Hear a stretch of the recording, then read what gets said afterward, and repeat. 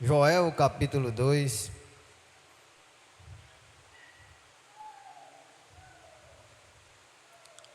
Aleluias.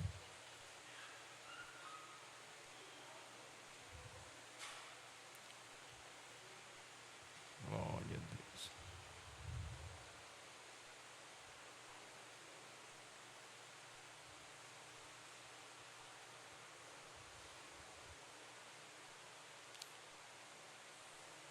Joel capítulo 2, do versículo 28.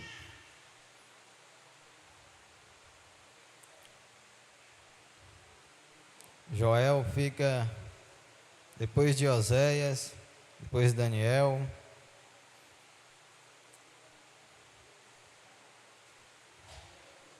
Antes do Novo Testamento aí, é um versículo muito pequeno.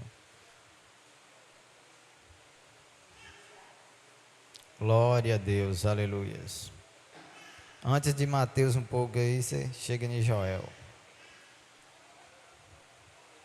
Glória a Deus, aleluias.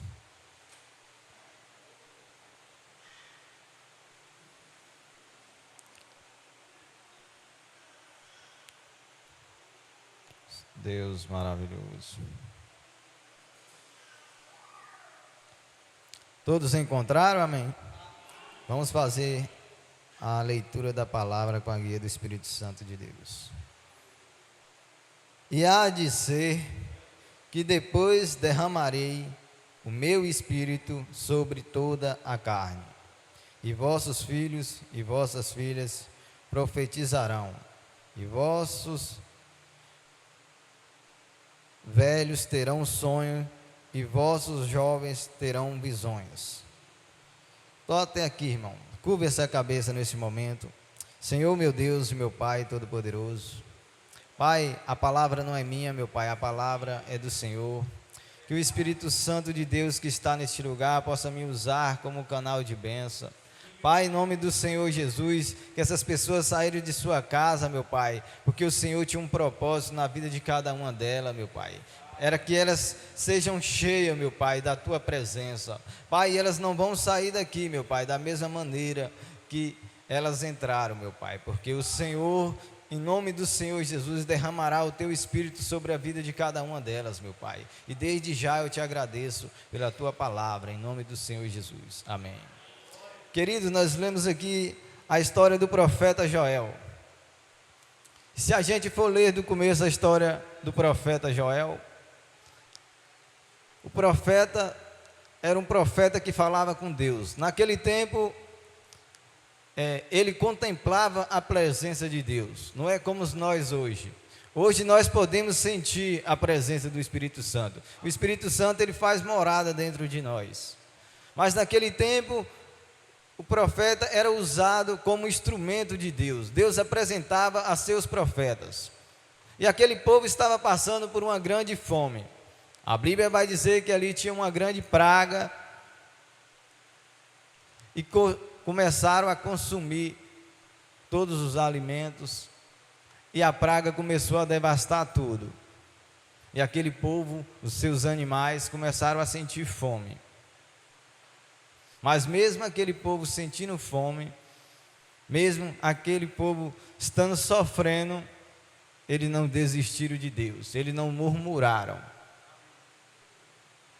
Aquele povo, ele estava sofrendo, mas o povo não murmurava. E o que é que eu aprendi com isso? Muitas das vezes hoje, nos dias de hoje, aquele povo, ele não tinha a presença do Espírito Santo. E hoje nós temos livre acesso ao Espírito Santo, e nós murmuramos por pouca coisas. Aquele povo, ele tinha fome material, mas ele tinha uma fome de ouvir a palavra de Deus. Tinha fome de ouvir, tinha sede da presença de Deus. Quando o profeta ia falar, eles estavam atentos para ouvir a palavra de Deus. E a Bíblia vai dizer também que lá no livro de Lucas, capítulo 7, do versículo 19, chegou um dia que quando João Batista, ele pegou e cumpriu-se a palavra que ele batizou Jesus, e ele foi preso. Chegou um momento que João Batista ele foi preso. E quando João Batista estava preso, ele enviou mensageiro, enviou seus discípulos mensageiro para ir até Jesus, perguntar a Jesus se ele era o mestre mesmo, se ele era o enviado mesmo de Deus.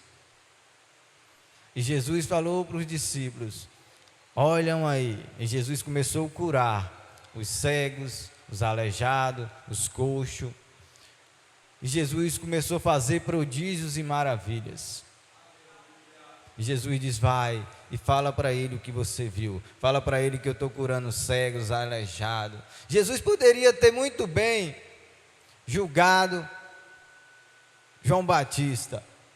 Mas sabe por que Jesus ele não julgou João Batista?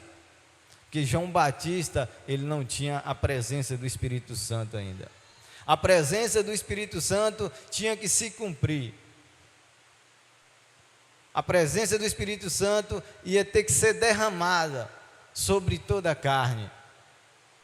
Mas Jesus não julgou João Batista, porque muitas das vezes, a gente hoje tem a presença do Espírito Santo e a gente está fazendo uma coisa que João Batista teve, mas João Batista ele não teve a presença do Espírito Santo. Ele duvidou. Não duvide, meu irmão, da presença do Espírito Santo na sua vida. Não duvide da presença de Deus na sua vida, mesmo que as pessoas aí fora vão falar que você não tem a presença. Sabe por quê, meu irmão? Porque eu já passei por isso. Eu já fui há muito tempos atrás, antes de eu afastar, e agora eu voltei para a presença de Deus. Eu fui obreiro aqui, eu pregava, eu ministrava, e eu duvidei de mim mesmo, eu duvidei da minha capacidade, eu duvidei da presença que tinha em mim. E chegou um momento que eu tinha um relacionamento com a pessoa, e ela de me ajudar, e eu pedi um ensinamento, um bispo, no tempo era o bispo Elias, e o bispo Elias falou: se realmente ela te amar de verdade, você vai e casa com ela, porque você não pode fazer a obra de qualquer jeito, a obra de Deus não pode fazer relaxadamente. E eu fui com anseio, com toda vontade, e pedi, e ela não aceitou, ela não queria. E ele falou: se você não largar ela, vai cair você e ela. E eu ali não ouvi, não escutei, não tive entendimento, eu duvidei. Eu pensei que a minha própria força, o meu próprio jeito eu ia conseguir. E aí eu me dei mal. E aí que veio a tentação e eu não resisti. E na hora que eu pensei em cair, na hora que eu sabia que eu ia cair, eu fiz um compromisso com Deus. Deus, até aqui eu suportei, mas eu não vou brincar com a tua obra. Minha mãe está ali de prova. Eu peguei a minha farda e falei: bispo, a partir de hoje eu estou me afastando. Ele: não, vamos orar mais uma semana. Eu: não, porque eu não quero fazer a obra relaxadamente. Eu sei que eu vou cair, eu sei que eu vou pecar, e eu não vou fazer a obra relaxadamente. E ali eu entreguei a minha farda. Mas eu não sabia que naquele momento que eu entreguei aquela farda, eu ia cometer um pecado. E eu me envolvi com os amigos, os colegas da rua. O colega meu tinha chegado de Brasília, e eu fui fumar um baseado. E quando eu dei a primeira bola no baseado, eu descobri que eu troquei aquilo que era eterno por aquilo que era momentâneo. A presença do Espírito Santo naquele momento ela saiu de dentro de mim, e eu fiquei paralisado. E eles fumavam e começavam a rodar ali, e eu não conseguia pegar. Eu senti uma sensação e eu comecei a pedir para Deus: Deus, não me leva não, não me leva agora não, me perdoa. Eu senti uma sensação que eu ia morrer naquela hora. E eu estava ali me tornando vazio.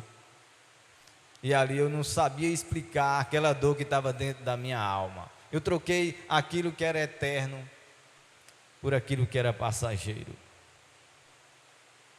E depois daquele dia eu compreendi que eu tinha realmente a presença do Espírito Santo dentro de mim. Então não duvide, se você é um adorador, se você busca Deus Não duvide da tua presença, que muitas das vezes as pessoas elas vão dizer que você não tem, muitas das vezes as pessoas elas vão dizer que você não é cheio, mas o Espírito Santo, ele habita dentro de você, irmão.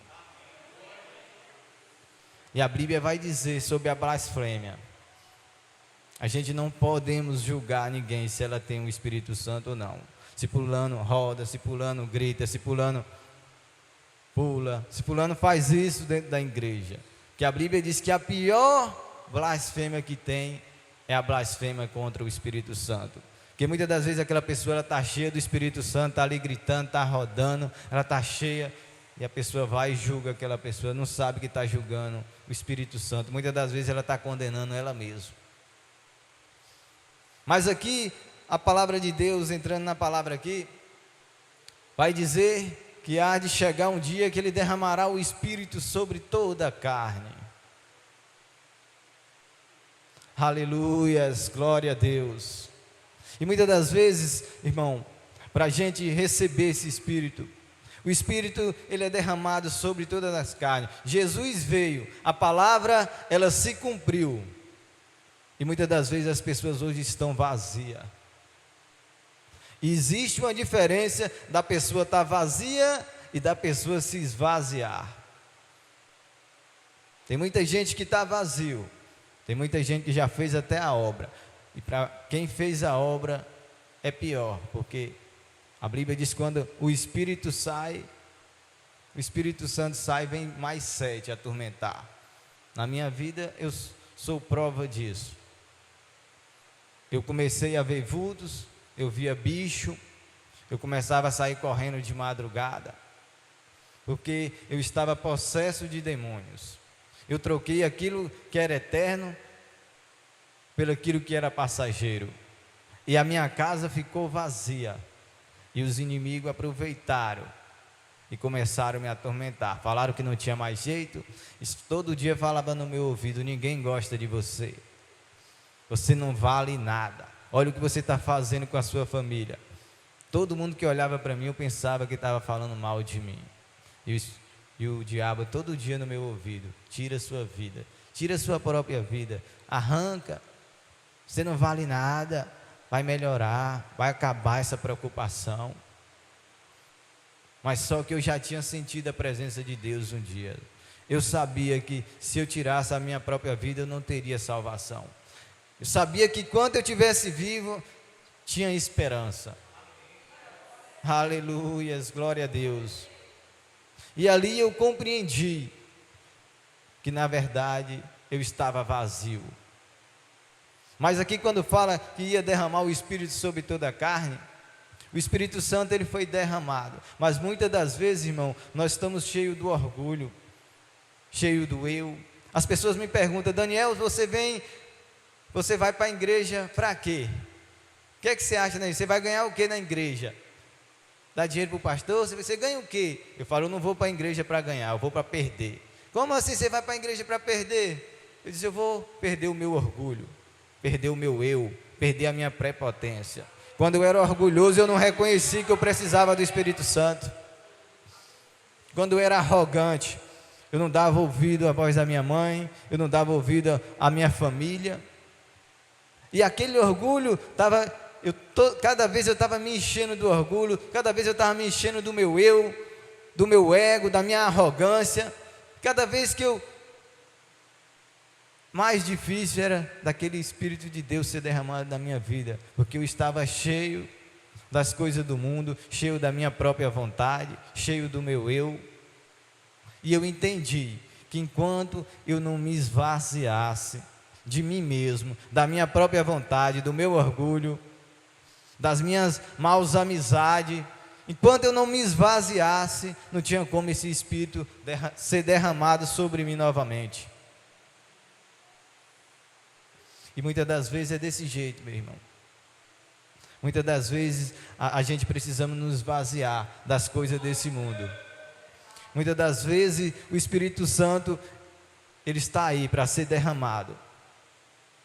O Senhor Jesus Cristo, ele veio e ele morreu. E ele diz: eu vos enviarei o Consolador. O Consolador, muitas das vezes Ele está aqui do nosso lado. Ele quer habitar entre nós, mas Ele não habita em templo sujo. E muitas das vezes a gente vê que a água, ela não se mistura no óleo. E muitas das vezes o Espírito Santo, ele não vai se misturar com aquele pecadinho de estimação. Muitas das vezes as pessoas, não tem nada não, assistir uma novelinha ali.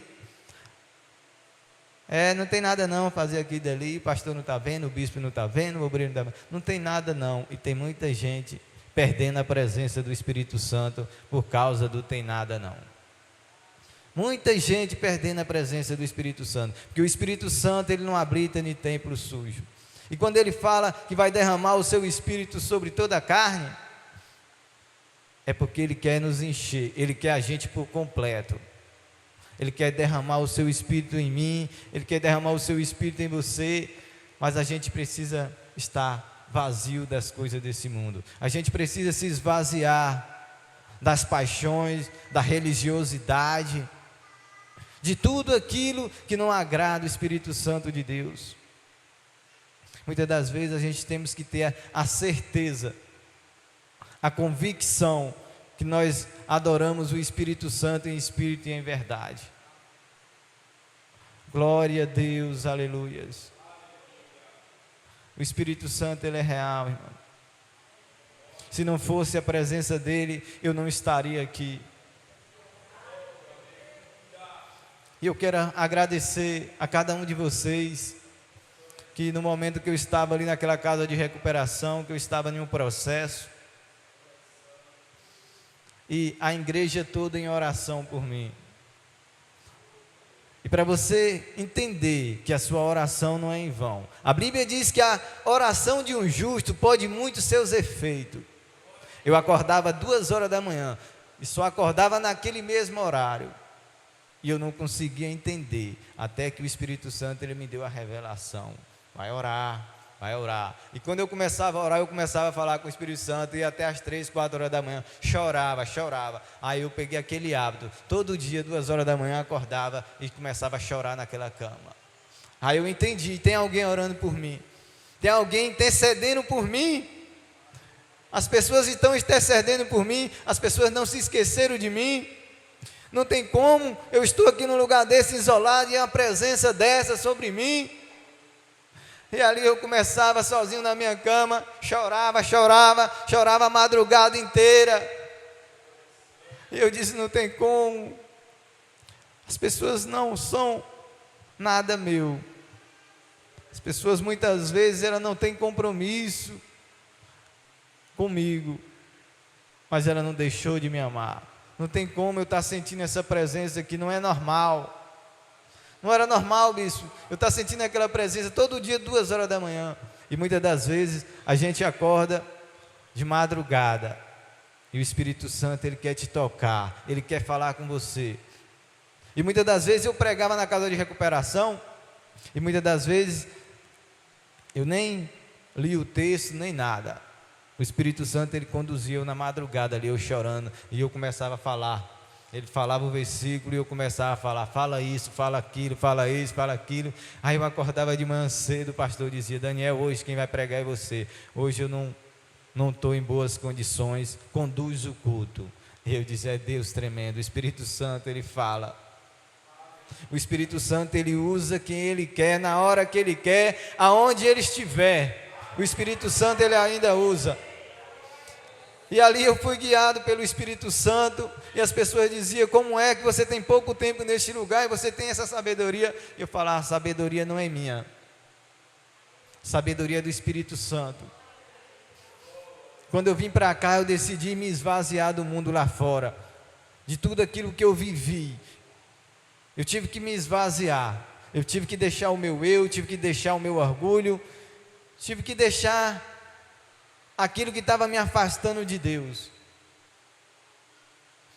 E quando eu me afastei daquilo, o Espírito Santo, ele se aproximou de mim. Se o Espírito Santo, ele não está próximo de você, é porque tem alguma coisa errada, irmão. Muitas das vezes nós somos chamados e a gente ficamos acomodados.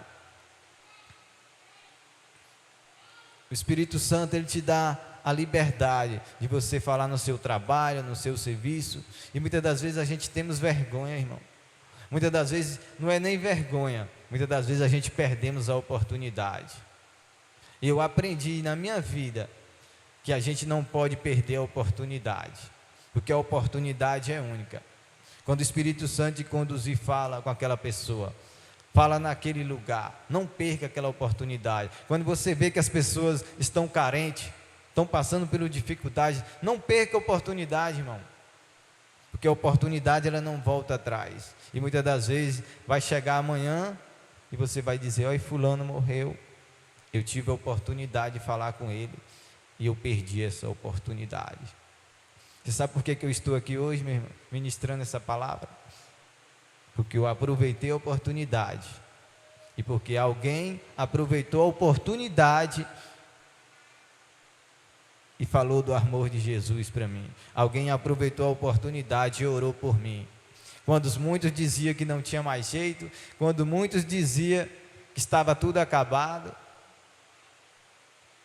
quando muitos diziam que não dava mais certo, que o quadro era irreversível, o Espírito Santo diz, tem jeito sim. Quem te conduz é eu, ora por ele, joelha, ora por ele. E quantas das vezes, irmão, você não orou de madrugada? Pensa aí, quantas das vezes você não orou? E muitas das vezes a gente tem dúvida, será que está dando certo? Como é que está a vida dele lá? Aí ligava, irmã, como é que está a vida dele lá? E sendo que o Espírito Santo estava tocando, estava me usando, estava fazendo de mim um instrumento através da sua vida. Hoje eu sou fruto de oração. Se eu estou aqui hoje, é porque você orou por mim.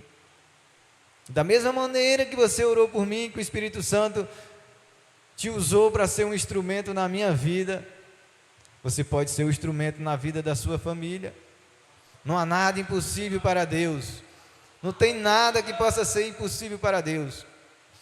A Bíblia vai dizer aqui que, os velhos teriam sonhos, visões, o jovem teria visões, e eu tive muitas visões naquele lugar, muitas visões mesmo. Eu vi o inimigo, eu vi o diabo face a face tentando me matar. Ele não queria que eu fosse liberto. Nos primeiros dias eu começava a ver ele correndo, e ele vinha correndo em cima do telhado e pulava em cima de mim, e eu assustava. Eu estava passando por um processo muito difícil. E muitas das vezes a gente vê o inimigo dessa forma, a gente tem que cair.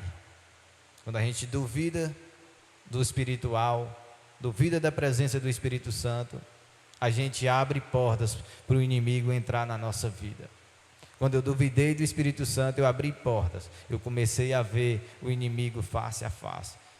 E é desse jeito, a pessoa que usa muita droga, a pessoa que usa muita bebida, os olhos espirituais dela são abertos. Por isso que você vê pessoas aí, você pensa que a pessoa está conversando sozinha, mas ali ela não está conversando só, ela está conversando com a entidade, ela está conversando com o demônio. Ela usou tanta droga, ela usou tanto remédio, ela usou tanto álcool, que ali os olhos dela espirituais foram abertos, ela consegue ver. Eu falo isso porque eu vivi isso. Eu conseguia ver o inimigo face a face. Eu convivi com pessoas que viam o inimigo face a face. Passava a noite todinha gritando. Eu conheci um rapaz que ele passava a noite todinha apanhando. E você não via o inimigo. Mas quando era de manhã cedo, ele estava todo azul. Porque ele deu legalidade. Ele não queria ser liberto. Todas as vezes que nós expulsávamos o mal da vida dele, ele invocava o mal de volta. Ele começou a ter intimidade com o mal na vida dele. Então, a nossa vida é dessa maneira, meu irmão. A gente temos que saber com quem a gente está tendo intimidade. Eu decidi ter intimidade com o Espírito Santo, porque é Ele que me convence do pecado, é Ele que me conduz, é Ele que me deu a oportunidade de estar aqui hoje. Só eu sei o que eu passei. Mas primeiro, para mim chegar até aqui, eu tive que me esvaziar de muita coisa lá fora. Eu provei do veneno amargo, eu provei do sofrimento lá fora, mas eu troquei aquilo que era eterno pelo aquilo que era passageiro. Mas hoje eu compreendo que o maior prazer que eu tenho é estar aqui na casa de Deus, adorando, glorificando, exaltando o nome de Deus. Não tem coisa melhor, meu irmão, que a gente acordar de madrugada e orar e o Espírito Santo falar com a gente, e a gente ser tomado pelaquela presença, e a gente dizer, porque eu perdi muito tempo lá fora, sendo que a presença de Deus esteve do meu lado. É uma promessa de Jesus, que Ele derramaria o seu Espírito sobre toda a carne. Mas Ele quer encher as pessoas, mas muitas das vezes as pessoas estão acomodadas. Muitas das vezes as pessoas vêm no culto a hora que ela quer, vem o dia que ela quer, as pessoas estão acomodadas, e o Espírito Santo está ali, cadê fulano? Hoje eu queria falar com ele, hoje eu queria usar ele para ir lá na casa de fulano, porque é ele que tem que levar a benção para fulano. O Espírito Santo diz, hoje eu precisei do meu servo, e o meu servo não está aqui. E muitas das vezes é por coisas banais, que a gente vê que aquele povo, no livro de Joel, o povo passando por fome, uma fome material, mas o povo tinha fome de ouvir a palavra de Deus, tinha sede da palavra de Deus. Então que nós venhamos a ter sede dessa palavra, sede desse Espírito, porque é Ele que me convence, é Ele que te convence, é Ele que vai tocar naquilo que você diz que é impossível, que Ele talvez tenha muito tempo, você tem buscado, você tem orado, mas o Espírito Santo, Ele está trabalhando a seu favor. Aleluia. O papel do Espírito Santo é te fortalecer, é te dar força para você vencer a dificuldade, para você ter paz em meio à guerra. A diferença do Espírito Santo, você acha que eu não passo por dificuldade, eu estou liberto, mas eu não passo por dificuldade?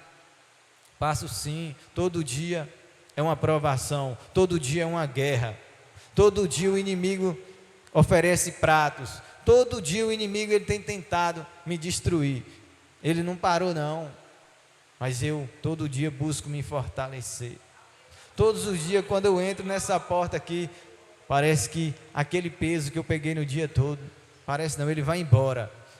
Eu chego lá em casa cheio da presença de Deus e começo a ir embora dando glória a Deus e aleluias.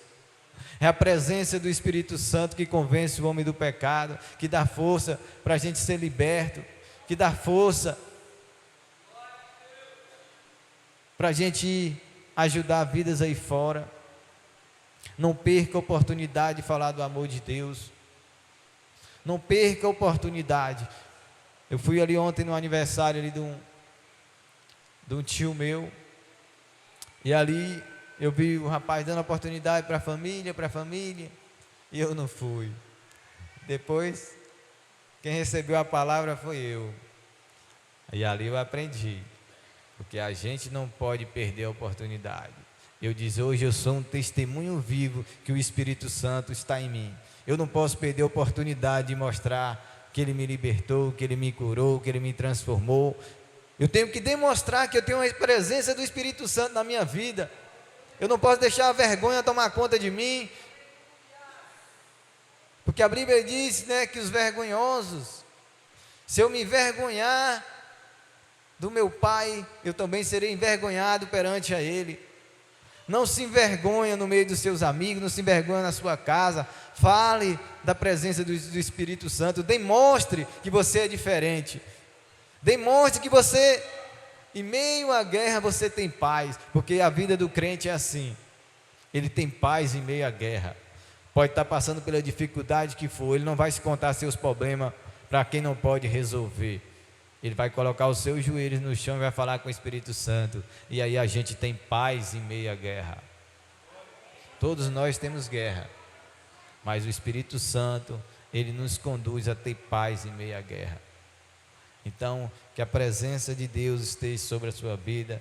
Espero que Deus abençoe a sua vida, abençoe sua casa, abençoe sua família e que você seja um instrumento de Deus para a sua família.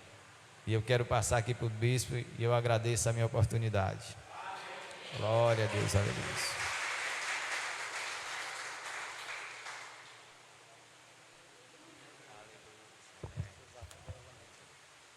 Glória a Deus. Quantos foram abençoados através dessa palavra? Só o Espírito de Deus que pode fazer isso na nossa vida, amém? E isso que o obreiro Daniel falou é verdade. O diabo ele vai colocar na sua vida que você não tem a presença de Deus, mas você tem, amém? Se você está aqui é porque você tem a presença de Deus, amém? E é o que nós temos de mais precioso. Quero convidar a nossa obreira Josélia para a gente estar orando por ela que está fazendo aniversário. Quero convidar a Dina também aqui, que a gente vai ter o batismo dela, os levitas, e a gente vai estar orando, agradecendo o Senhor. Que Deus continue te usando, Daniel. Que você continue firme e abundante na obra do Senhor a cada dia mais e mais. Vamos nos colocar de pé? Só quer falar alguma coisa? Glória a Deus. A gente só tem que agradecer pela vida da obreira Josélia, que tem sido um instrumento de Deus nas nossas vidas, uma mulher guerreira. Aqui nessa igreja tem muitas mulheres guerreiras, viu, querido? Tem mulher que bota os homens no bolso. Que as mulheres é trabalhadeiras, as mulheres da igreja são pessoas determinadas, e a gente só tem que louvar a Deus por a vida dessas mulheres. A gente tem aprendido muito com a ousadia, com a intrepidez. E aqui em Santa Rita as mulheres jogadoras, viu? A maioria das comerciantes é mulher. Então assim, os homens nós temos que olhar para essas mulheres e ver essas inspirações que Deus tem dado a essas mulheres. Que as mulheres aqui dessa cidade estão de parabéns pela dedicação, não se deixam abater em meio à dificuldade.